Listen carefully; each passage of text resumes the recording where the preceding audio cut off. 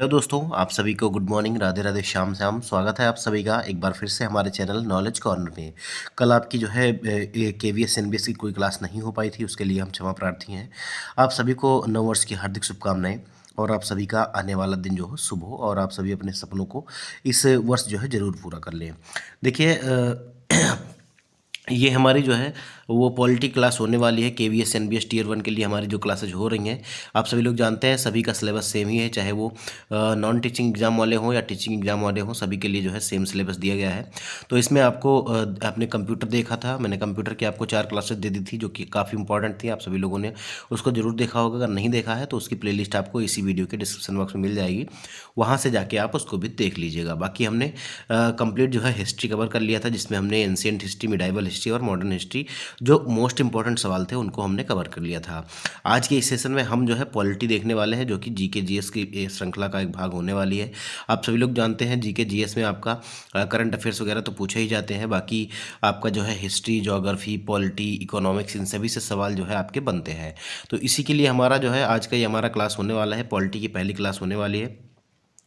आप सभी लोग वीडियो में लास्ट तक बने रहिएगा, क्योंकि ये सचिन एकेडमी की बुक है और मोस्ट इंपॉर्टेंट सवाल मैं आपको करा रहा हूँ। इसमें से आपको कुछ एनबीएस जो है पीवाईक्यू मिल जाएगा, कुछ केबीएस के एग्जाम में पूछे गए हैं। तो आप सभी लोग जो है इसको जरूर देखिएगा, वीडियो में लास्ट तक बने रहिएगा। कम से कम हम जो है 50 से 60% जो है देखने वाले हैं, और इसमें भी आपको लगभग 200 से 250 क्वेश्चन आपको देखने को मिलेंगे, जो हम 2-3 सेशन के माध्यम से कंप्लीट कर लेंगे। तो वीडियो को शुरू करने से पहले मैं आप सभी से कहना चाहूँगा कि अगर आप लोग हमारे चैनल पर अगर पहली बार विजिट कर रहे हैं और अभी तक चैनल को सब्सक्राइब नहीं किया है तो चैनल को सब्सक्राइब कर लीजिएगा, बेल आइकन को प्रेस कर लीजिएगा, ताकि नोटिफिकेशन आपको मिल जाया करे। इसके अलावा इस क्लास की पीडीएफ के लिए आप हमारे टेलीग्राम चैनल से जुड़ जाइए, जिसका लिंक आपको इसी वीडियो के डिस्क्रिप्शन बॉक्स में मिल जाएगा। तो हम शुरू करेंगे देर न करते हुए, क्योंकि एग्जाम जो है सर पर है और आप सभी लोग जो है पढ़ते रहिए। देखिए, मैं जब एक्सप्लेनेशन बताऊंगा तो आप उसको देखिएगा भी, पढ़िएगा भी और मेरी आवाज़ जो है सुनिएगा भी। इससे क्या है कि आपका डबल टाइम रिपीटेशन हो जाएगा, और ऐसा नहीं है कि केवल सेम टू सेम क्वेश्चन ही बन सकते हैं। जो मैं एक्सप्लेनेशन बताता हूँ इससे भी आपके सवाल बन सकते हैं, तो इसीलिए मैं एक्सप्लेनेशन जो है ज़रूर पढ़ता हूँ। तो आप लोग जो है इसको बहुत ध्यान से सुना करिए और बहुत ध्यान से जो है पढ़ा भी करिए। देखिए, पहला सवाल क्या कह रहा है, कह रहा है भारतीय संविधान पर अंतिम रूप से कितने सदस्यों ने जो है हस्ताक्षर किए थे। बहुत इंपॉर्टेंट सवाल है, और क्योंकि 26 जनवरी नज़दीक है इसीलिए हो सकता है कि ये सवाल आपका पूछ लिया जाए, क्योंकि 26 जनवरी को क्या होता है, गणतंत्र दिवस होता है। आप सभी लोग जानते हैं कि इस दिन जो है पूर्णतः जो है संविधान, भारतीय संविधान जो है लागू हुआ था। तो इस एवज के माध्यम से देखिए, इसमें क्योंकि 26 जनवरी नज़दीक है तो हो सकता है आपसे ये सवाल पूछ लिया जाए जो है संविधान सभा से रिलेटेड हो या संविधान से रिलेटेड हो। तो देखिए यहाँ पर कितने सदस्यों ने जो है अंतिम रूप से हस्ताक्षर किए थे, 284 मेंबर। ठीक है, 284, इसका डी विकल्प जो है ये हमारा सही हो जाएगा। देखिए, संविधान सभा के तत्वावधान में तैयार भारतीय संविधान पर कुल 284 सदस्यों ने अंतिम रूप से जो है हस्ताक्षर किए थे, और संविधान सभा को जो है संविधान को जो है 26 नवंबर 1949 को जो है अंगीकृत किया गया था, अधिनियमित और आत्मार्पित किया गया था। मतलब इसके कुछ जो है प्रावधान लागू हो गए थे 26 नवंबर 1949 को, लेकिन क्योंकि जो है जवाहरलाल नेहरू ने 26 जनवरी को जो है स्वतंत्र दिवस मनाने का निश्चय किया था, आप सभी लोग जानते हैं, लाहौर अधिवेशन में।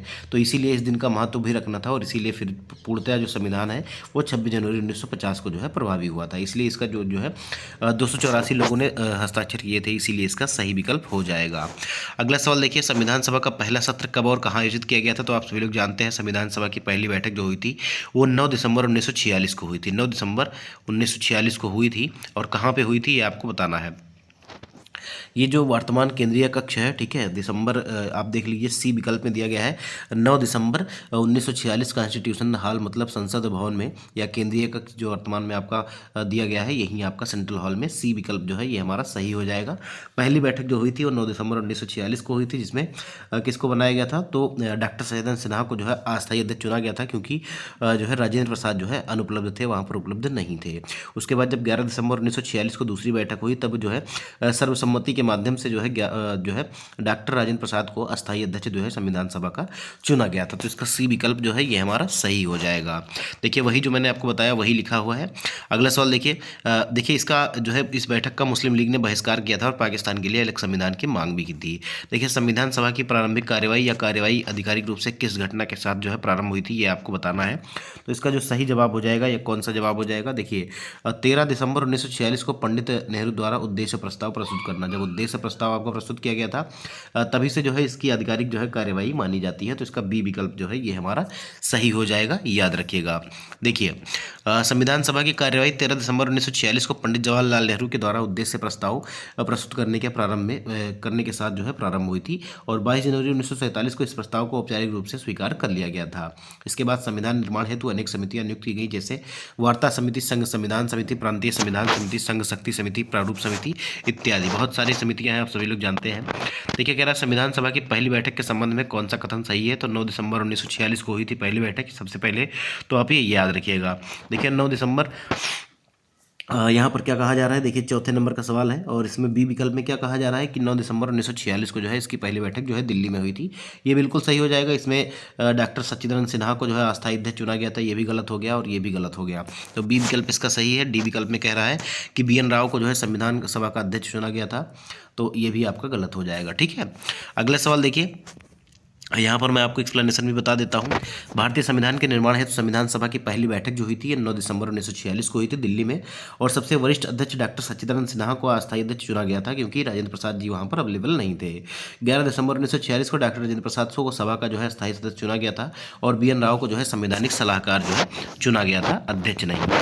अगला सवाल देखिए, संविधान सभा की संघ समिति के अध्यक्ष कौन थे? संविधान सभा की जो है संघ समिति या union committee of the constitution assembly, इसके जो है अध्यक्ष कौन थे ये आपको बताना है। 5वें नंबर का सवाल है, तो इसका सही जवाब हो जाएगा जवाहरलाल नेहरू। जवाहरलाल नेहरू जो है इसका सही जवाब हो जाएगा, सी विकल्प इसका सही हो जाएगा। देखिए KNBS PGT 19/9/2019 को पहली शिफ्ट में ये सवाल आपका पूछा गया था। देखिए संविधान सभा की संघ समिति के प्रमुख जवाहरलाल नेहरू थे और संविधान सभा की कार्यवाही जो है 13 दिसंबर 1946 को उनके द्वारा प्रस्तुत उद्देश्य प्रस्ताव से प्रारंभ हुई थी। उद्देश्य प्रस्ताव को 22 जनवरी 1947 को जो है स्वीकार किया गया था और प्रमुख समितियां और उसके अध्यक्ष देखिए, प्रारूप समिति जो ड्राफ्टिंग कमेटी थी BR अम्बेडकर, प्रांतीय संविधान समिति जो है ये सरदार वल्लभ भाई पटेल इसके अध्यक्ष थे और झंडा समिति के जो है डॉक्टर राजेंद्र प्रसाद थे। अगला सवाल देखिए, देशी रियासतों और समझौता समिति डॉक्टर राजेंद्र प्रसाद के पास था और इसीलिए जो है बी विकल्प इसका सी विकल्प जो है यहाँ पर सही हो जाएगा। देखिए संविधान की प्रारूप समिति के संबंध में निम्नलिखित में से कौन सा कथन जो है सही है, ये आपसे कह रहा है। तो प्रारूप समिति के अध्यक्ष या ड्राफ्टिंग कमेटी के जो सदस्य थे ये कौन था, तो आप सभी लोग जानते हैं भीमराव अम्बेडकर थे। तो इसमें सही कौन सा हो जाएगा दोस्तों, तो इसका सही कौन सा हो जाएगा, देखिए संविधान जो है कि जो है ड्राफ्टिंग कमेटी जो है इसका गठन जो है कब हुआ था, तो 29 अगस्त जो है 1947 को हुआ था, 29 अगस्त 1947 को। और समिति के जो अध्यक्ष थे मैंने अभी आपको बता दिया डॉक्टर भीमराव अम्बेडकर थे। इस समिति में कुल 7 सदस्य थे और इसके देखिए अध्यक्ष कौन था, तो डॉक्टर भीमराव अम्बेडकर थे। बाकी N गोपाल स्वामी अयंगर, KM मुंशी, अल्लादी कृष्णामी स्वामी अय्यर और जो है सैयद मोहम्मद सादुल्ला, N माधव राव और LT कृष्णम्माचारी, ये सभी लोग थे। तो इसमें से कौन सा विकल्प सही हो जाएगा, देखिए कह रहा है कि प्रारूप की समिति का गठन जो है ये जो है 29 अगस्त 1947 को हुआ था, तो यही सही है। बाकी ये गलत हो जाएगा। ये भी कह रहा है 10 सदस्य थे, मैंने अभी आपको बताया कि इसमें 7 सदस्य थे। अगला कह रहा है कि इसके अध्यक्ष जो है BN राव थे, आप सभी लोग जानते हैं अध्यक्ष जो है इसके डॉक्टर भीमराव अम्बेडकर जी थे, तो ये भी आपका गलत हो गया। देखिए NVS PGT 18/9/2019 को शिफ्ट 2 में ये सवाल आपका पूछा गया था। मैं एक बार फिर से बता देता हूँ, इसका गठन जो हुआ था 29 अगस्त 1947 को किया गया था। समिति के अध्यक्ष जो है डॉक्टर भीमराव अम्बेडकर थे। समिति में कुल सदस्य 7 थे। डॉक्टर भीमराव अम्बेडकर इसके अध्यक्ष थे। N गोपाल स्वामी अयंगर, KM मुंशी, अल्लादी कृष्ण स्वामी अय्यर, सैयद मोहम्मद सादुल्ला, N माधव राव जो BL मीरा के स्थान पर आए थे बाद में, और LT कृष्णम्माचारी जो DP खेतान की मृत्यु के कारण उनके स्थान पर आए थे। अगला सवाल देखिए, भारतीय संविधान के प्रस्ताव में संशोधन के संबंध में सही कथन कौन सा सही है। देखिए कहा जा रहा है इसमें संशोधन किया जा सकता है प्रस्तावना में। देखिए ऐसा कोई बात नहीं है कि संविधान की प्रस्तावना में जो है मूल ढांचे में कोई बदलाव नहीं किया जा सकता है। ऐसा केशवानंद भारती बनाम केरल केस में कोर्ट ने कहा था, लेकिन इसमें एक बार जो है संशोधन किया गया है। ठीक है, तो एक बार संशोधन जो है किया गया था। ए विकल्प जो है ये हमारा सही हो जाएगा। कब किया गया था, 42वें संविधान संशोधन में किया गया था और इसमें 3 शब्द जोड़े गए थे भारतीय संविधान के प्रस्तावना में। कौन कौन से आप सभी लोग जाने रखिए, समाजवादी, पंथ निरपेक्ष और अखंडता।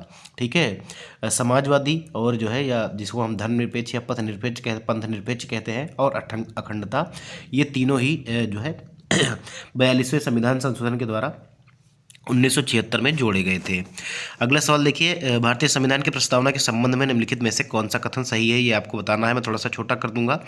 देखिए, प्रस्ताव का प्रारूप जो है भीमराव अम्बेडकर ने तैयार किया था, ऐसा कहा जा रहा है। तो इसकी जो प्रारूप तैयार किया था ये जो है जवाहरलाल नेहरू द्वारा तैयार किया गया था और प्रस्तुत भी किया गया था। तो पहला ये जो है आपका, ये तो बिल्कुल गलत हो जाएगा। कह रहा है प्रस्तावना संविधान के अंगीकरण की तिथि 15 अगस्त 1947 घोषित करती है। ठीक है, इसमें ये कहा गया है, तो ये तो आपका जो है बिल्कुल गलत हो जाएगा, क्योंकि 26 नवंबर 1949 को ये तिथि जो है प्रस्तावना घोषित करती है, याद रखिएगा। तो ये भी गलत हो जाएगा। प्रस्तावना किसी भी प्रस्ताव पर आधारित नहीं है, ऐसा कहा जा रहा है। ऐसी बात नहीं है कि किसी प्रस्ताव पर आधारित नहीं है।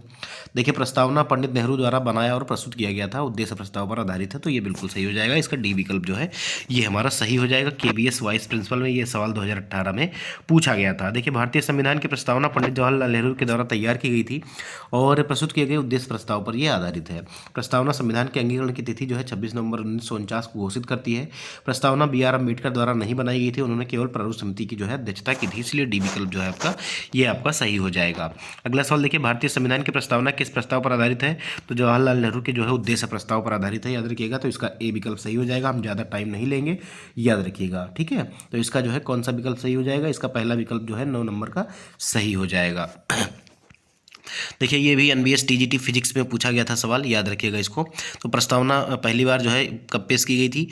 देखिए, प्रस्ताव जो है, जो उद्देश्य प्रस्ताव है, ये पहली बार 13 दिसंबर 1946 को प्रस्तुत किया गया था और 22 जनवरी 1947 को अपना लिया गया था। अगला सवाल देखिए, प्रारूप समिति के संबंध में निम्नलिखित में से कौन सा सदस्य कथन सही है? तो अभी आपने देखा था कि प्रारूप समिति के बारे में कौन कौन सा कथन सही है। देखिए, इसमें कुल जो है 7 सदस्य थे, आप सभी ने लोगों ने देखा, तो ये भी गलत हो जाएगा। और ये 1946 में नहीं हुआ था, इसका गठन जो है याद रखिएगा। ठीक है, थोड़ी देर पहले ही आपने देखा था कि इसका जो गठन हुआ था, ये जो मैं बता देता हूँ कि 29 अगस्त 1947 को हुआ था, याद रखिएगा। तो ये तो आपका गलत हो गया। बाकी कह रहा है इसके अध्यक्ष जो है ये भीमराव अम्बेडकर थे, बिल्कुल सही हो जाएगा। ये NBS 2016 में ये सवाल पूछा गया था, तो यही आपका सी विकल्प सही हो जाएगा। जो संवैधानिक सलाहकार थे, कह रहा है सच्चिदानंद सिन्हा थे, तो ये भी आपका गलत है, ये नहीं थे। देखिए, कैबिनेट मिशन की संस्तुतियों के आधार पर संविधान सभा का गठन जुलाई 1946 में किया गया था। 9 दिसंबर 1946 को पहली बैठक हुई और डॉक्टर सच्चिदानंद सिन्हा को अस्थायी अध्यक्ष बनाया गया। बाद में 11 दिसंबर 1946 को डॉक्टर राजेंद्र प्रसाद को अस्थायी अध्यक्ष बनाया गया और संविधान सभा के संवैधानिक सलाहकार जो है BN राव बने। प्रारूप समिति का गठन 29 अगस्त 1947 को किया गया और इसके अध्यक्ष डॉक्टर भीमराव अम्बेडकर थे। और इस समिति में जो है कुल 7 सदस्य, जिसमें N गोपाल स्वामी अयंगर, अल्लादी कृष्ण स्वामी अय्यर, कन्हैया लाल मणिक लाल मुंशी और जो है सैयद मोहम्मद सादुल्ला, N माधवराव, BL मिश्रा के स्थान पर और TP खेतान जो है ये इनके स्थान पर जो है याद रखिएगा। ठीक है, अगला सवाल देखिए, निम्नलिखित में से कौन सा युग्म जो है सही मेल खाता है? भीमराव अम्बेडकर जो है संविधान सभा की प्रारूप समिति के अध्यक्ष थे, तो बिल्कुल सही हो जाएगा। और जो है इसका कौन सा विकल्प सही हो जाएगा? देखिए, कौन से नंबर का सवाल है? ये 11वें नंबर का सवाल है और 11वें नंबर का जो है पहला ही विकल्प सही हो जाएगा, क्योंकि जो प्रारूप समिति थी और जो है संविधान सभा की जो प्रारूप समिति थी, इसके अध्यक्ष जो है ये डॉक्टर भीमराव अम्बेडकर थे। बाकी कह रहा है CD देशमुख जो है ये स्वतंत्र भारत के पहले राष्ट्रपति थे, तो आप जानते हैं राजेंद्र प्रसाद थे, तो ये भी गलत हो जाएगा। बाबू राजेंद्र प्रसाद ये जो है प्रथम प्रधानमंत्री नहीं थे, जवाहरलाल नेहरू थे। बाकी Jawaharlal Nehru reserve bank of India के जो है प्रथम गवर्नर कह रहा है, तो ऐसा भी नहीं है। ठीक है, तो ये सभी जो है ये आपके गलत है, आप सभी लोग जाने रहिए। देखिए, एक्सप्लेनेशन भी देखिएगा यहाँ पर जो मैंने आपको बता दिया। बाकी राजेंद्र प्रसाद प्रथम राष्ट्रपति बनाए गए थे, संविधान सभा के अस्थायी अध्यक्ष थे, प्रधानमंत्री नहीं थे। जवाहरलाल नेहरू भारत के प्रथम प्रधानमंत्री थे और संघ संविधान समिति के अध्यक्ष थे, याद रखिएगा। वो RBI गवर्नर नहीं थे। देखिए, अगला सवाल देखिए, संविधान के लागू होने के संबंध में निम्नलिखित में से कौन सा कथन जो है सही है? तो संविधान कह रहा है 15 अगस्त 1947 को पूर्ण रूप से लागू हुआ था। देखिए, 15 अगस्त को तो देश आज़ाद हुआ था, संविधान नहीं लागू हुआ था, तो ये आपका गलत हो जाएगा। 22 जनवरी 1947 भी गलत हो जाएगा।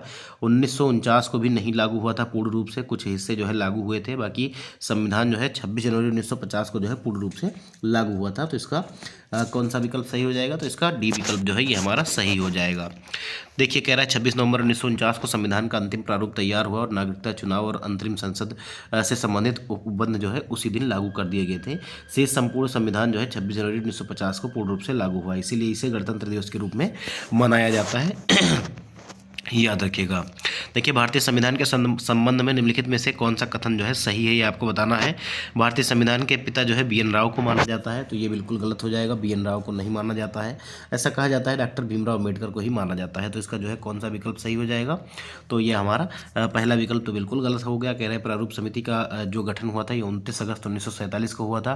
तो बिल्कुल जो है प्रारूप समिति का गठन 29 अगस्त 1947 को ही हुआ था। तो इसका बी विकल्प जो है ये हमारा सही हो जाएगा। और ये सवाल आपका देखिए KVS PRT 22/12/2018 में पूछा गया है। इसमें कुल 7 सदस्य थे, याद रखिएगा। 7 सदस्य अध्यक्ष इसके जो है ये भीमराव अम्बेडकर थे, BR अम्बेडकर जी थे, याद रखिएगा। तो ये हमारा ये भी गलत हो गया, ये भी गलत हो गया, पहला भी गलत हो गया, दूसरा आपका सही हो जाएगा। KVS PRT का सवाल है, याद रखिएगा। अगला सवाल देखिए, संविधान के निर्माण व लागू होने के संबंध में निम्नलिखित में से कौन सा कथन सही है। देखिए, भारतीय संविधान 15 अगस्त 1947 को पूर्ण रूप से लागू हुआ, बिल्कुल गलत है, आप सभी लोग जानते हैं। संविधान को बनाने में 1 वर्ष 10 माह नहीं लगे, 2 वर्ष 11 महीने 18 दिन लगे, आप सभी लोग जानते हैं। बी विकल्प भी इसका गलत हो जाएगा। मूल संविधान में जो है कितने, तो 395 अनुच्छेद, 22 भाग और 8 अनुसूची थी, तो ये बिल्कुल सही हो जाएगा। बाकी संविधान 26 नवंबर 1949 को आंशिक रूप से नहीं लागू हुआ था, ये 1949 को आंशिक रूप से लागू हुआ था। तो इसका सी विकल्प जो है ये हमारा सही हो जाएगा, याद रखिएगा। अगला सवाल देखिए, सरदार वल्लभ भाई पटेल के संबंध में सही कथन चुनिए। वे स्वतंत्र भारत के प्रथम राष्ट्रपति थे। देखिए, राष्ट्रपति तो थे ही नहीं, वो गलत हो जाएगा। पहले जो है गृह मंत्री थे और प्रधानमंत्री बने, तो ये आपका सही हो जाएगा। उन्होंने विदेशी कंपनियों के विलय का नेतृत्व किया। बाकी सभी गलत हो गया, क्योंकि जब एक हमको सही मिल गया तो बाकी सभी आपका गलत हो जाएगा। ठीक है, अब देखिए यहाँ पर क्या कहा जा रहा है, सरदार वल्लभ भाई पटेल देश के प्रथम गृह मंत्री और उप प्रधानमंत्री बने। उनका कार्यकाल 2 सितंबर 1946 से लेकर 15 दिसंबर 1950 तक रहा। गृह मंत्री बनने के बाद उन्होंने देशी रियासतों के भारत में विलय हेतु रियासती मंत्रालय का गठन किया और उनके नेतृत्व में अधिकांश रियासतों का विलय भारत में हुआ। वे न तो राष्ट्रपति थे और न उनका कार्यकाल जो है 1950 से 56 तक था, याद रखिएगा। इनका कार्यकाल जो है 46 से 50 तक था। अगला सवाल देखिए, भारतीय संविधान के विभिन्न प्रावधान किन देशों से लिए गए हैं, ये आपको बताना है और इसका सही विकल्प चुनना है। फ्रांस से जो है नागरिकता और न्यायपालिका की स्वतंत्रता ली गई है। USA से जो है संसदीय प्रणाली ली गई है, ऐसा कहा जा रहा है। अब ये कौन से नंबर का सवाल है, 16वें नंबर का सवाल है। और इसका जो सही जवाब हो जाएगा ये कौन सा हो जाएगा। UK से देखिए मौलिक अधिकार और राष्ट्रपति प्रणाली ली गई है, या इजराइल से जो है प्रशासनिक संरचना ली गई है। अब इसमें देखिए कह रहा है सही विकल्प आपका चुनना है, तो इसका जो सही जवाब हो जाएगा इजराइल से जो है ये जो है इसका एडमिनिस्ट्रेटिव जो है सिस्टम लिया गया है, ऐसा इस जो है सवाल का सही विकल्प माना जा रहा है। तो इसका डी विकल्प जो है सही हो जाएगा। अब हम देखते हैं कि जो है कहाँ कहाँ से क्या क्या लिया गया है। देखिए, फ्रांस से जो है प्रस्तावना में स्वतंत्रता, समानता और बंधुत्व के आदर्श लिए गए हैं। आप सभी लोग जानते हैं फ्रांस की क्रांति में ये सारे वर्ड जो है आपको देखने को मिलते हैं। USA से जो है मौलिक अधिकार, राष्ट्रपति और महाभियोग की प्रक्रिया, वित्तीय आपात, न्यायपालिका की स्वतंत्रता आदि लिए गए हैं। UK से जो है संसदीय प्रणाली, नागरिकता, विधि निर्माण प्रक्रिया, मंत्रिमंडल प्रणाली ली गई है। और दिए विकल्पों में केवल इजराइल वाला विकल्प सही बैठता है, क्योंकि प्रश्न में सही उत्तर इजराइल दिया था। अगला सवाल देखिए, भारतीय संविधान में संशोधन तथा आपातकालीन प्रावधानों के संबंध में सही विकल्प चुनिए। देखिए, संविधान संशोधन की प्रक्रिया अमेरिका के संविधान से ली गई है और भारत में केवल एक ही प्रकार का आपातकाल लागू किया जा सकता है, बिल्कुल गलत है। एक तरह का आपातकाल नहीं है जो है। देखिए, संविधान संशोधन के लिए 3 प्रकार की प्रक्रियाएं जो है उपलब्ध हैं, ये आपसे कह रहा है। 17 नंबर का ये सवाल है, तो यही आपका सही हो जाएगा। संविधान संशोधन करने के लिए जो है ये आपकी 3 प्रकार की जो है ये प्रक्रियाएं आपकी उपलब्ध हैं संविधान में। तो सी विकल्प जो है यही हमारा सही हो जाएगा, याद रखिएगा। बाकी सभी आपका जो गलत हो जाएगा। क्यों गलत हो जाएगा, देखिए, भारतीय संविधान में संविधान संशोधन की प्रक्रिया जो है दक्षिण अफ्रीका के संविधान से ली गई है, न कि अमेरिका से। संविधान में संशोधन हेतु 3 प्रकार की प्रक्रियाओं का उल्लेख किया गया है, साधारण बहुमत के द्वारा, विशेष बहुमत के द्वारा और विशेष बहुमत प्लस आधे राज्यों की सहमति के द्वारा। भारतीय संविधान में 3 प्रकार के आपातकाल का उल्लेख आपको मिलता है। 352 में जो है राष्ट्रीय आपात, युद्ध, विद्रोह या बाहरी आक्रमण के टाइम पर। अनुच्छेद 356 में जो है राज्य आपात या संवैधानिक तंत्र की विफलता, जैसे राष्ट्रपति शासन लगा देना। और अनुच्छेद 360 में जो है वित्तीय आपातकाल, मतलब पैसे की जब कमी हो, वित्तीय संकट हो, तभी आपातकाल लगाया जा सकता है। वित्तीय आपात, राष्ट्रीय आपात जो है अनुच्छेद 52 में है, ना कि 360 में। अगला सवाल देखिए, भारत शासन अधिनियम 1935 की कौन सी विशेषता है, ये आपको बताना है। भारत शासन अधिनियम 1935 की जो है कौन सी विशेषता है, ये आपको बताना है। तो इसका सही जवाब कौन सा हो जाएगा, देखिए, भारत में एकात्मक शासन प्रणाली स्थापित की गई, बिल्कुल गलत हो जाएगा। 1937 में संघीय न्यायालय की स्थापना की गई, तो बी विकल्प इसका जो है ये हमारा सही हो जाएगा। बाकी संघ सूची, राज्य सूची और समवर्ती सूची का पूर्ण उन्मूलन किया गया, तो ये भी गलत हो जाएगा। भारत परिषद को और अधिक मजबूत किया गया, तो ये भी आपका गलत हो जाएगा, केवल बी विकल्प सही हो जाएगा। 1937 में जो है संघीय न्यायालय की स्थापना हुई थी। देखिए 1930-32 के गोलमेज सम्मेलन की संस्तुतियों के आधार पर भारत शासन अधिनियम 1935 बनाया गया। इसकी प्रमुख विशेषताएं थी, भारत में सर्वप्रथम संघीय प्रणाली की नींव रखी गई, केंद्र में द्वैत शासन की स्थापना की गई, संघ सूची, प्रांत सूची, समवर्ती सूची में अतिरिक्त विषय शामिल किए गए और अवशिष्ट शक्तियां गवर्नर जनरल में निहित रहीं। अगला सवाल देखिए अगला देखिए 1937 में कह रहा है संघीय न्यायालय की जो है फेडरल कोर्ट की स्थापना की गई, भारतीय परिषद जो है समाप्त कर दिया गया, काउंसिल ऑफ इंडिया को समाप्त कर दिया गया था, मजबूत नहीं हुई थी। अगला सवाल 19 नंबर का सवाल है, कह रहा है भारतीय संविधान की हस्तलिखित प्रति के संबंध में निम्नलिखित में से कौन सा सही है, ये आपको बताना है। तो इसे नंदलाल बोस ने अलंकृत किया है, ऐसा आपसे कहा जा रहा है। या जो है इसका जो है पांडुलेखन बी आर अम्बेडकर ने किया है, ऐसा कहा जा रहा है। यह हस्तलिखित प्रति जो है राष्ट्रीय भवन में सुरक्षित है, ये भी कहा जा रहा है। इसे रविन्द्रनाथ टैगोर ने चित्रित किया है, ऐसा भी कहा जा रहा है।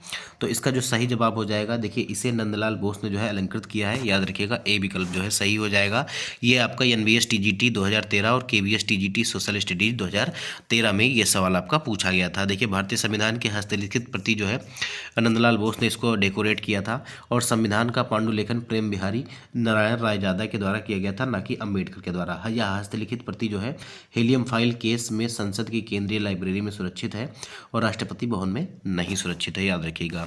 तो इसको जो है लिखा किसने था, तो प्रेम बिहारी नारायण रायजादा ने पांडुलेखन किया था इसका, और डेकोरेट जो किया था नंदलाल बोस ने किया था। स्वतंत्रता के पश्चात भारत के प्रथम गृह मंत्री कौन थे, आप सभी लोग जानते हैं, भारत का लौह पुरुष, iron man of India, Sardar Vallabh भाई पटेल जी थे। अगला सवाल देखिए, भारत में आपातकाल के दौरान मौलिक अधिकारों के निलंबन की अवधारणा किस देश से ली गई है, याद रखिएगा। कौन से संविधान, किस देश के संविधान से ली गई है, तो इसका जो सही जवाब हो जाएगा ये आपका हो जाएगा जर्मनी से। ठीक है, जर्मनी से ली गई है, तो डी विकल्प आपका सही हो जाएगा 21 नंबर के सवाल का। जो है मौलिक अधिकारों के निलंबन की अवधारणा जो है ये जर्मनी से ली गई है। भारतीय संविधान में अनुच्छेद 12 से 35 के अंतर्गत नागरिकों को जो है अनेक मौलिक अधिकार प्राप्त हैं। आपातकाल की स्थिति में भारत ने जर्मनी के वाइमर या वीमर संविधान से मौलिक अधिकारों के निलंबन का प्रस्ताव ग्रहण किया, और अनुच्छेद 352 से 60 में आपातकालीन प्रावधानों का उल्लेख आपको मिलता है। मौलिक अधिकारों की सामान्य व्यवस्था अमेरिकी संविधान से प्रभावित है, लेकिन निलंबन का विचार जर्मनी से लिया गया है। अगला सवाल देखिए, भारतीय संविधान है, तो भारतीय संविधान कैसा है, तो ना तो कठोर ना ही परिवर्तनशील, ऐसा कहा जा रहा है। लेकिन ये जो सही हो जाएगा वो कौन सा हो जाएगा, ये आपको बताना है। 22वें नंबर का जो सवाल है इसका जो सही जवाब हो जाएगा ये हमारा जो है आंशिक रूप से कठोर और आंशिक रूप से परिवर्तनशील, तो सी विकल्प जो है इसका ये हमारा सही हो जाएगा।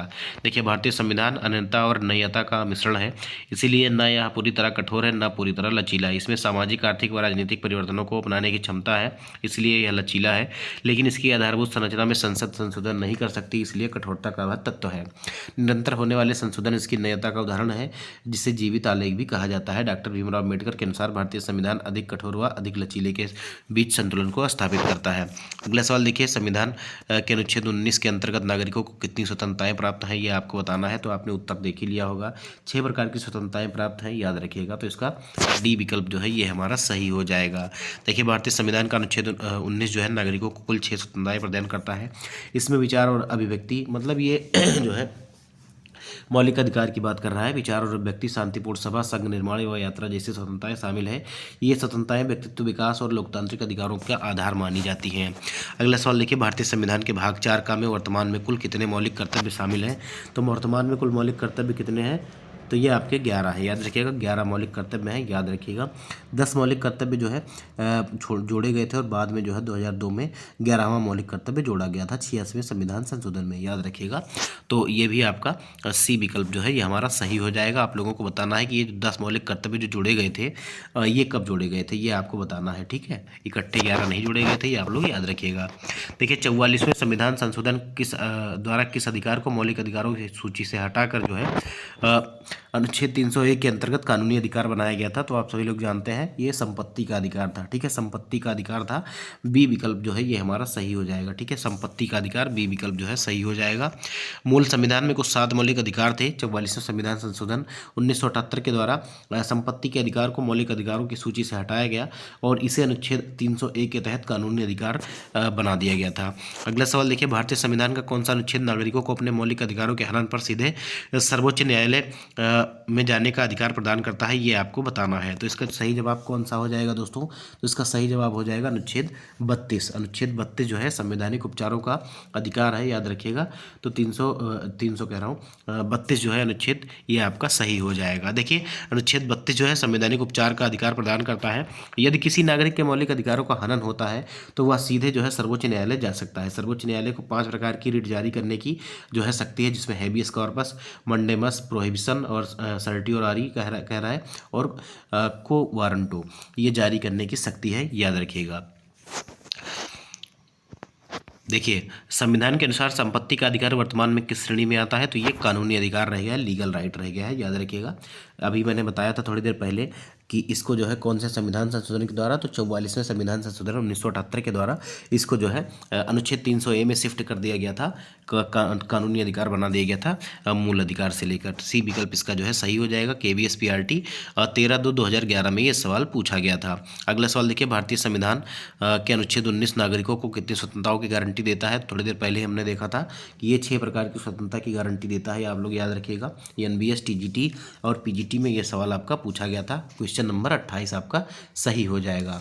अगला सवाल देखिए, अगला सवाल क्या कह रहा है? क्वेश्चन नंबर 29 हमारा कह रहा है कि जो है भारत में सूचना का अधिकार किसका एक भाग है? भारत में सूचना का अधिकार किसका एक भाग है, ये आपको बताना है। तो ये मौलिक अधिकार है या कानूनी अधिकार है? यह आपका जो है उपयुक्त में से कोई नहीं। तो ये जो है मौलिक अधिकार है, याद रखिएगा, ये मौलिक अधिकार है। ए विकल्प जो है ये हमारा सही हो जाएगा। अगला सवाल देखिए, इसको थोड़ा सा एक्सप्लेन भी कर देता हूँ। अनुच्छेद 19(1)(a) के तहत अभिव्यक्ति की स्वतंत्रता के साथ सूचना प्राप्त करने का अधिकार निहित है और इसी कारण सूचना का अधिकार मौलिक अधिकार का हिस्सा माना जाता है। यह अधिनियम पूरे देश में 12 अक्टूबर 2005 से लागू हुआ। देखिए, सर्वोच्च न्यायालय या उच्च न्यायालय द्वारा एक लोक प्राधिकरण को कोई विशिष्ट कार्यवाही करने का निर्देश देने के लिए कौन सी संवैधानिक रिट जारी की जाती है, ये आपको बताना है।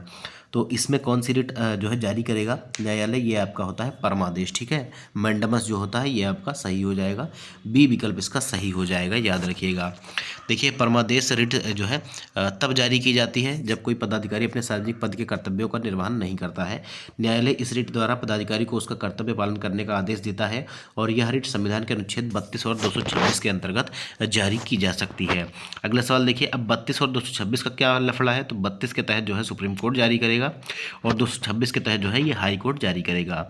देखिए, किस संवैधानिक रिट का उपयोग उच्च न्यायालय या सर्वोच्च न्यायालय द्वारा किसी निचली अदालत को उसके अधिकार क्षेत्र से बाहर किए गए निर्णय को रद्द करने के लिए हेतु किया जाता है, ये आपको बताना है। तो इसका जो सही जवाब हो जाएगा ये कौन सा हो जाएगा? तो ये आपका उत्प्रेषण हो जाएगा। ठीक है, उत्प्रेषण हो जाएगा। सी विकल्प जो है ये हमारा सही हो जाएगा। ठीक है, सी विकल्प सही हो जाएगा, याद रखिएगा। देखिए, उत्प्रेषण रिट जो है या उत्क्षेपण रिट जो है या उत्प्रेषण जो है जब जारी की जाती है जब निचली अदालत अपने अधिकार क्षेत्र से बाहर जाकर निर्णय करती है। उच्च न्यायालय, सर्वोच्च न्यायालय ऐसे आदेशों को रद्द कर सकता है। इसका उद्देश्य यह सुनिश्चित करना है कि निचली अदालतें अपने अधिकार क्षेत्र की सीमा का उल्लंघन न करें। अगला सवाल देखिए, किस संवैधानिक रिट का उपयोग न्यायालय द्वारा किसी ऐसे व्यक्ति को उसके पद का वैध अधिकार साबित करने के लिए किया जाता है जो सार्वजनिक पद पर बैठा हो? तो ये कौन सा हो जाएगा? देखिए, परमादेश या जो है प्रतिषेध या अधिकार प्रक्षा, तो इनमें से कौन सा जो है रिट हो जाएगा? तो ये आपका हो जाएगा जो है अधिकार प्रक्षा, जिसको हम को वारंटो कहते हैं। ठीक है, बी विकल्प जो है ये हमारा सही हो जाएगा। देखिए, अधिकार परीक्षा रिट तब जारी की जाती है जब न्यायालय को संदेह होता है कि कोई व्यक्ति ऐसे सार्वजनिक पद पर बैठा है जिसका उसे वैध अधिकार नहीं है। इस रिट के तहत न्यायालय व्यक्ति से पूछता है कि वह किस अधिकार से उस पद पर कार्य कर रहा है। इसका उद्देश्य यह सुनिश्चित करना है कि सार्वजनिक पदों पर केवल वैध रूप से योग्य व्यक्तियों की जो है नियुक्ति हो जानी चाहिए। अगला सवाल देखिए, भारतीय संविधान में मौलिक कर्तव्यों को किसके माध्यम से जोड़ा गया था, ये आपको बताना है। देखिए, 44वां संविधान संशोधन या 52वां संविधान संशोधन या जो है 86वें संविधान संशोधन। तो इसका जो सही जवाब हो जाएगा ये कौन सा हो जाएगा? तो याद रखिएगा, इसका सी विकल्प सही हो जाएगा। 42वें संविधान संशोधन के द्वारा जो 1976 में हुआ था 10 जो है मूल कर्तव्य जोड़े गए थे। 10 मूल कर्तव्य जोड़े गए थे।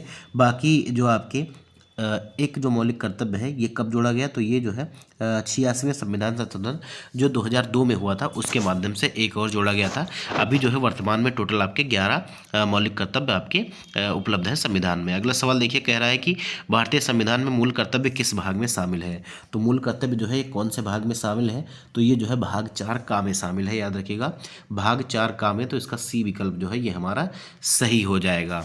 अगला सवाल देखिए, अगला सवाल कह रहा है कि जो है मौलिक कर्तव्यों को भारतीय संविधान में जोड़ने की सिफारिश किस समिति ने की थी। ये एनवीएस 2016 का सवाल है और आप सभी लोग जानते हैं बहुत ही आसान सा सवाल है, बहुत बार मैंने ये सवाल आपको सॉल्व करवाया हुआ है, चाहे बीपीएससी टीआरई की बात हो या आपका एस्टेट की बात हो, इन सभी में मैंने आपको ये करवाया था। ठीक है, तो याद रखिएगा स्वर्ण सिंह समिति की अनुशंसा पर जो है 10 मौलिक कर्तव्य जो है 42वें संविधान संशोधन के द्वारा जोड़े गए थे। याद रखिएगा, तो कौन सी समिति, स्वर्ण सिंह समिति।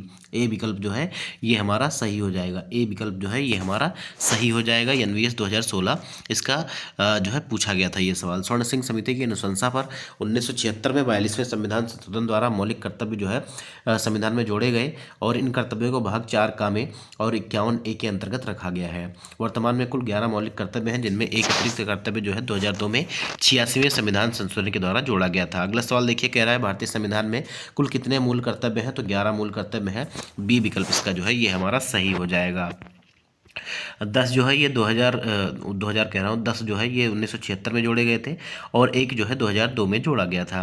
देखिए, उच्च न्यायालय द्वारा निचली अदालत या सार्वजनिक प्राधिकरण को उसके वैधानिक कर्तव्यों के निर्वहन के लिए दिया जाने वाला आदेश किस रिट के अंतर्गत आता है, ये आपको बताना है। तो ये कौन से नंबर का सवाल है, 37वें नंबर का सवाल है और इसका जो सही जवाब हो जाएगा ये आपका हो जाएगा परमादेश मैंडमस। ठीक है, मैंडमस या परमादेश जो है ये आपका सही हो जाएगा, बी विकल्प ये हमारा सही हो जाएगा।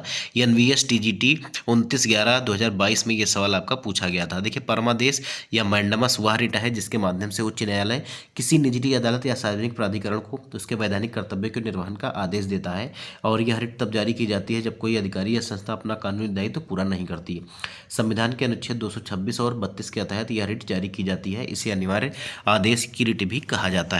अगला सवाल देखिए, भारतीय संविधान के अनुच्छेद 12 में राज्य की परिभाषा निम्न में से कौन शामिल है। राज्य की परिभाषा में निम्न में से कौन शामिल है ये आपको बताना है। तो राज्य की परिभाषा में अगर हम बात करें तो ये सभी शामिल है। कौन, केंद्र सरकार, राज्य सरकार और स्थानीय प्राधिकरण। केंद्र सरकार और राज्य सरकार और स्थानीय प्राधिकरण ये सभी शामिल है, तो इसका जो है डी विकल्प हमारा सही हो जाएगा। अनुच्छेद 12 के अनुसार राज्य में केंद्र और राज्य सरकारें, संसद और राज्य विधानसभाएं शामिल है।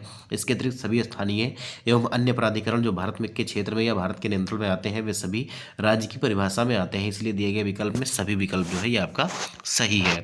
अगला सवाल देखिए, कह रहा है संविधान का कौन सा अनुच्छेद चुनाव आयोग को चुनावों के अधीक्षण, निर्देशन और नियंत्रण की जो है शक्तियां प्रदान करता है, ये आपको बताना है। तो इसका सही जवाब कौन सा हो जाएगा ये आपको बताना है। तो इसका सही जवाब हो जाएगा अनुच्छेद 324।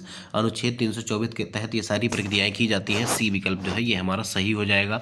देखिए, अनुच्छेद 24 में चुनाव का अधीक्षण, निर्देशन और नियंत्रण चुनाव आयोग को प्रदान किया जाता है और संविधान के भाग 15 में अनुच्छेद 324 से लेकर अनुच्छेद 329 तक चुनावों से संबंधित प्रावधान दिए गए हैं। भारत निर्वाचन आयोग की स्थापना 25 जनवरी 1950 को जो है हुई थी, जो एक अस्थायी संवैधानिक निकाय है। अगला सवाल देखिए, विधि के समक्ष समता और विधियों के सम्मान संचरण का प्रावधान भारतीय संविधान के किस अनुच्छेद में दिया गया है, ये आपको बताना है। देखिए, कौन कौन से अनुच्छेद हैं, 12, 14, 19 या 23। तो इसका जो सही जवाब हो जाएगा ये आपका कौन सा हो जाएगा, 40वें नंबर का जो विकल्प हो जाएगा बी विकल्प हमारा सही हो जाएगा, अनुच्छेद 14। ठीक है, अनुच्छेद 14 में ये दिया गया है, याद रखिएगा। देखिए, अनुच्छेद 14 राज्य को निर्देश देता है कि भारत के क्षेत्र में किसी भी व्यक्ति को विधि के समक्ष समता या विधियों के समान संरक्षण से वंचित नहीं किया जाएगा। विधि के समक्ष समता की अवधारणा ब्रिटिश मूल से ली गई है। बाकी सभी आप लोग जानते हैं कि ये जो है कितना जो है प्रैक्टिकल है, आप सभी लोग जानते हैं, कहने की बात नहीं है कि कौन किसके समक्ष बराबर है, आप सभी लोग जानते हैं। विधि के समक्ष जो है समता की अवधारणा ब्रिटिश मूल से ही ली गई है। विधियों के समान संरक्षण का विचार अमेरिकी संविधान से लिया गया है। अगला सवाल देखिए, राष्ट्रपति पर महाभियोग चलाने की प्रक्रिया किस अनुच्छेद में वर्णित है, ये आपको बताना है। तो राष्ट्रपति पर महाभियोग की प्रक्रिया कौन से अनुच्छेद में है, तो अनुच्छेद 61 में है, याद रखिएगा अनुच्छेद 61 में डी विकल्प इसका जो है ये हमारा सही हो जाएगा। देखिए अनुच्छेद 61 में राष्ट्रपति पर महाभियोग चलाने की संपूर्ण प्रक्रिया का उल्लेख है। संविधान के उल्लंघन के प्रावधानों को आधार बनाकर संसद का कोई भी सदन महाभियोग प्रस्ताव ला सकता है। महाभियोग प्रस्ताव मूल सदन के कुल सदस्यों के 2/3 बहुमत से पारित होना आवश्यक है। देखिए भारतीय संविधान के अनुच्छेद 44 को राज्य में किस सिद्धांत को लागू करने का प्रयास किया गया है। तो 4-4 दोनों बराबर हैं तो समान नागरिक संहिता हो जाएगा। ठीक है, याद रखिएगा 44 में 4 और 4 दोनों बराबर हैं तो समान नागरिक संहिता या यूनिफॉर्म सिविल कोड की जो है बात की गई है। बी विकल्प जो है इसके लिए सही हो जाएगा।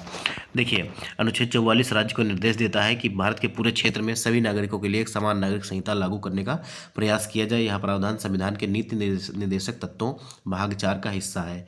समान नागरिक संहिता का उद्देश्य व्यक्तिगत कानूनों में समानता लाना और सामाजिक न्याय सुरक्षित करना है। अगला सवाल देखिए भारतीय संविधान की 10वीं अनुसूची जो है किससे संबंधित है। तो भारतीय संविधान की जो 10वीं अनुसूची है ये जो है दल बदल के आधार पर निर्भरता से ये संबंधित है। ये आप लोग याद रखिएगा किससे संबंधित है तो ये दल बदल से संबंधित है। सी विकल्प आपका सही हो जाएगा। देखिए 10वीं अनुसूची दल बदल कानून से संबंधित है जिससे 52वें संविधान संशोधन 1985 से जोड़ा गया है। यह अनुसूची तय करती है कि दल बदल के आधार पर किसी सदस्य की निरर्हता का निर्णय सदन के अध्यक्ष या सभापति द्वारा किया जाएगा। इसका उद्देश्य राजनीतिक स्थिरता बनाए रखना और निर्वाचित जनप्रतिनिधियों में अनुशासन सुनिश्चित करना है। अगला सवाल देखिए भारतीय संविधान के अनुसार राष्ट्रपति का चुनाव किसके द्वारा किया जाता है, ये आपको बताना है।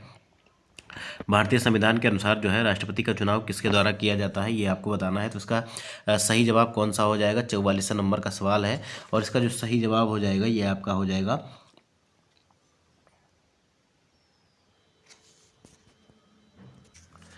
इसका जो सही जवाब हो जाएगा ये आपका सी विकल्प सही हो जाएगा। निर्वाचक मंडल या इलेक्टोरल और कॉलेज के द्वारा किया जाएगा। अब इलेक्टोरल निर्वाचक मंडल में कौन कौन सा आएगा तो देखिए अनुच्छेद 54 के अनुसार राष्ट्रपति का चुनाव एक निर्वाचक मंडल द्वारा किया जाता है और इस निर्वाचक मंडल में संसद के दोनों सदनों के निर्वाचित सदस्य शामिल होते हैं। याद रखिएगा संसद के दोनों सदनों के निर्वाचित सदस्य शामिल होते हैं। सभी राज्यों, राष्ट्रीय राजधानी क्षेत्र तथा दिल्ली केंद्र शासित प्रदेश पुडुचेरी की विधानसभाओं के निर्वाचित सदस्य भी इसमें शामिल होते हैं। ये चीज़ याद रखिएगा। निर्वाचक मंडल ये नहीं है कि 4 लोग जाके वोट दे दिए, इसमें संसद के दोनों सदनों के निर्वाचित सदस्य भी आएंगे और सभी राज्यों, राष्ट्रीय राजधानी क्षेत्र दिल्ली और केंद्र शासित प्रदेश पुडुचेरी की विधानसभाओं के निर्वाचित सदस्य भी इसमें शामिल होते हैं। अगला सवाल देखिए भारतीय संविधान का कौन सा अनुच्छेद विधि के समक्ष समता और विधियों के समान संरक्षण से संबंधित है। तो अभी आप लोगों ने थोड़ी देर पहले ही देखा था, ये आपका अनुच्छेद 14 है। ठीक है, अनुच्छेद 14 है, बी विकल्प जो है ये हमारा सही हो जाएगा। देखिए अगला सवाल कह रहा है 46 नंबर का कि भारतीय संविधान का कौन सा अनुच्छेद कौन सा अनुच्छेद 14 वर्ष से कम आयु के बच्चों को जो है कारखानों आदि में नियोजन को जो है प्रतिबंधित करता है, मतलब काम करने को प्रतिबंधित करता है। ये आपको बताना है। 46 नंबर का सवाल है और इसका सही जवाब हो जाएगा अनुच्छेद 24। अनुच्छेद 24 ऐसा प्रावधान करता है, याद रखिएगा। देखिए अनुच्छेद 24 के अनुसार 14 वर्ष से कम आयु के बच्चों को खानों खतरनाक कार्यस्थलों में नियोजित करना प्रतिबंधित है। यह अनुच्छेद बाल श्रम को रोककर बच्चों के संरक्षण और उनके अधिकारों को सुरक्षित करता है। यह मौलिक अधिकारों का हिस्सा है और बाल कल्याण से सीधे संबंधित है। अगला सवाल देखिए संविधान का कौन सा अनुच्छेद जम्मू कश्मीर को दी गई विशेष स्थिति से संबंधित था जिसे 5 अगस्त 2019 को जो है निरस्त कर दिया गया। तो आप सभी लोग जानते हैं इसमें से केवल एक ही आपको दिख रहा होगा, अनुच्छेद 370। अनुच्छेद 370 इसका सी विकल्प जो है ये हमारा सही हो जाएगा 47वें नंबर का। देखिए अनुच्छेद 370 के अंतर्गत जम्मू कश्मीर को विशेष दर्जा प्रदान किया गया था और 5 अगस्त 2019 को भारत सरकार द्वारा इस अनुच्छेद को समाप्त कर दिया गया। यह अब जो है अप्रभावी हो चुका है। यह प्रावधान संविधान के भाग 21 में अस्थायी और विशेष प्रावधानों के अंतर्गत जो है रखा गया था। अगला सवाल देखिए भारतीय संविधान का कौन सा अनुच्छेद अस्पृश्यता के अंत से संबंधित है। याद रखिएगा ये जो है अनटचेबिलिटी से संबंधित है। तो इसका सही जवाब कौन सा हो जाएगा तो आप सभी लोग जानते हैं 48 नंबर का सवाल जो है इसका सही जवाब हो जाएगा अनुच्छेद 17। ठीक है, अनुच्छेद 17 जो है ये सही हो जाएगा। देखिए अनुच्छेद 17 भारत में अस्पृश्यता या अनटचेबिलिटी को समाप्त घोषित करता है और इसके किसी भी रूप को दंडनीय अपराध मानता है। यह सामाजिक समानता और मानव गरिमा की रक्षा करने वाला महत्वपूर्ण मौलिक अधिकार है। इस अनुच्छेद का उद्देश्य समाज में हर व्यक्ति को समान अवसर और जो है सम्मान सुनिश्चित करना है। अगला सवाल देखिए भारतीय संविधान में उल्लिखित उल्लिखित मूल अधिकार किसके लिए आवश्यक माने गए हैं, ये आपको बताना है। मूल अधिकार जो है किसके लिए आवश्यक माने गए हैं, ये आपको बताना है। तो इसका कौन सा जवाब सही हो जाएगा 49वें नंबर का? तो व्यक्ति के भौतिक और नैतिक विकास के लिए, व्यक्ति के भौतिक और नैतिक विकास के लिए सी विकल्प इसका जो है ये हमारा सही हो जाएगा। मूल अधिकार व्यक्ति के सामाजिक, आर्थिक और राजनीतिक तथा नैतिक विकास के लिए आवश्यक माने गए हैं। ये अधिकार राज्य के विरुद्ध व्यक्ति की स्वतंत्रता एवं आज़ादी की रक्षा सुनिश्चित करते हैं। संविधान के भाग 3 में अनुच्छेद 12 से 35 तक मूल अधिकारों का उल्लेख है, जिसे भारत का मैग्ना कार्टा भी कहा जाता है। अगला सवाल देखिए, क्वेश्चन नंबर 50 आपसे कह रहा है कि भारतीय संविधान में उल्लिखित मूल अधिकार किसके लिए आवश्यक माने गए हैं। देखिए वही क्वेश्चन लगभग फिर से रिपीट है। तो व्यक्ति के भौतिक और नैतिक विकास के लिए, व्यक्ति के भौतिक और नैतिक विकास के लिए इसका सही जवाब सी विकल्प हो जाएगा। अगला सवाल देखिए, क्वेश्चन नंबर 51 कह रहा है भारतीय संविधान के अनुच्छेद 40 में किसका उल्लेख किया गया है। तो अनुच्छेद 40 में जो है किसका उल्लेख किया गया है, आप सभी लोग जानते हैं कि ग्राम पंचायतों के चुनाव का या ग्राम पंचायतों के संगठन का जो है उल्लेख इसमें किया गया है। बी विकल्प जो है ये हमारा सही हो जाएगा। अनुच्छेद 40 में ग्राम पंचायतों के गठन का उल्लेख आपको मिलता है। अनुच्छेद 40 जो है नीति निर्देशक तत्वों के अंतर्गत ग्राम पंचायतों के संगठन का या गठन का प्रावधान करता है। 73वां और 74वां संविधान संशोधन 1992 में द्वारा जो है भाग 9 और भाग 9A को जोड़ा गया और उसमें पंचायतों और नगर पालिकाओं की संरचना, शक्तियों और उत्तरदायित्वों को स्पष्ट किया गया है। अनुच्छेद 25 और 26 धर्म की स्वतंत्रता और धार्मिक कार्यों के प्रबंधन से संबंधित है, इसलिए केवल कथन एक सही है। अनुच्छेद 40 जो है ये ग्राम पंचायतों से संबंधित है। अगला सवाल देखिए, मूल भारतीय संविधान में कुल कितने अनुच्छेद, भाग और अनुसूचियां थी। तो आप सभी लोग जानते हैं 395 अनुच्छेद, 22 भाग और जो है 8 अनुसूची। तो इसका बी विकल्प जो है ये हमारा सही हो जाएगा। कौन सा विकल्प? विकल्प बी जो है ये हमारा सही हो जाएगा। 300 देखिए, क्योंकि यहाँ पर देखिए मैंने आपको भी बताया, लेकिन इसमें 392 है, इसको 395 होना चाहिए था। तो अगर इस हिसाब से ऑप्शन के बाद ऑप्शन के हिसाब से हम देखेंगे तो 395 अनुच्छेद, 22 भाग, 12 अनुसूची नहीं थी, 8 अनुसूची थी, याद रखिएगा। लेकिन हम इसी को सही मानेंगे। तो आपका डी विकल्प जो है ये हमारा सही हो जाएगा। ठीक है, डी विकल्प जो है ये हमारा सही हो जाएगा। देखिए मूल भारतीय संविधान में 22 भाग और 12 अनुसूची थी, ऐसा कहा जा रहा है, लेकिन 12 नहीं थी, 8 ही अनुसूची थी। और भारतीय संविधान विश्व का सबसे लंबा और विस्तृत लिखित संविधान माना जाता है। संविधान की आत्मा जो है प्रस्तावना को माना जाता है और इसमें एकल नागरिकता का भी प्रावधान है। अगला सवाल देखिए, भारतीय संविधान के में मूल रूप से जो है कितनी अनुसूचियाँ और वर्तमान में इसकी संख्या कितनी है। तो मूल रूप से जो है 8 थी और वर्तमान में जो है 12 हो गई हैं। ठीक है, मूल रूप से 8 थी और वर्तमान में कितनी हो गई हैं, 12 हो गई हैं, याद रखिएगा। देखिए भारतीय संविधान के मूल स्वरूप में कुल 8 अनुसूचियाँ थीं। समय समय पर संविधान संशोधनों के माध्यम से नई अनुसूचियों को जोड़ा गया और वर्तमान में कुल 12 अनुसूचियाँ हैं, जिसमें 9वीं, 10वीं, 11वीं और 12वीं सूचियाँ जो है बाद में जोड़ी गई हैं। देखिए भारतीय संविधान में नागरिकता का वर्णन किस अनुच्छेद से कौन से अनुच्छेद तक है, ये आपको बताना है। तो अनुच्छेद जो है कौन से अनुच्छेद से कौन से अनुच्छेद तक है। तो इसका जो सही जवाब हो जाएगा ये आपका कौन सा सही हो जाएगा। तो आप सभी लोग जानते हैं कि इसका जो है पहला ही विकल्प सही हो जाएगा। ठीक है, पहला ही विकल्प सही, पहला कह रहा हूँ। दूसरा इसका जो है 1 से 4 तक तो जो है ये राज्य और संघ क्षेत्र के बारे में बताया गया है, ये आपका हो जाएगा 5 से 11। ठीक है, 5 से 11 जो है सी विकल्प जो है ये हमारा सही हो जाएगा। देखिए संविधान के भाग 2 में अनुच्छेद 5 से 11 तक नागरिकता से संबंधित प्रावधान दिए गए हैं और भारत में ब्रिटेन की तरह एकल नागरिकता का प्रावधान है। संसद की नागरिकता या संसद को नागरिकता संबंधी विधि बनाने की जो है शक्ति दी गई है, जिसके तहत 1955 में भारतीय नागरिकता अधिनियम पारित किया गया और इसके अनुसार नागरिकता 5 तरीकों से प्राप्त की जा सकती है, जिसमें जन्म से, वंश परंपरा से, पंजीकरण से, देशीकरण से और जो है भूमि अर्जन के द्वारा। ठीक है, तो ये 5 प्रकार हैं भारतीय नागरिकता जो है प्राप्त करने के लिए। तो आज के सेशन में दोस्तों इतने ही सवाल थे। अगले सेशन में हम फिर मिलेंगे नए सवालों के साथ। तब तक के लिए आप सभी लोग जो है चैनल को सब्सक्राइब करिएगा, वीडियो को लाइक करिएगा, कम से कम एक दोस्तों में शेयर जरूर कीजिएगा। दोस्तों कमेंट करके बताइएगा कि आपको वीडियो कैसा लगा, क्योंकि आपका लाइक और कमेंट हमारे लिए मोटिवेशन का काम करता है, एनर्जी सोर्स का काम करता है, इसलिए हम आप तक जो है वीडियो पहुंचा पाते हैं। तो मिलते हैं अगले वीडियो में, तब तक जय हिंद, वंदे मातरम।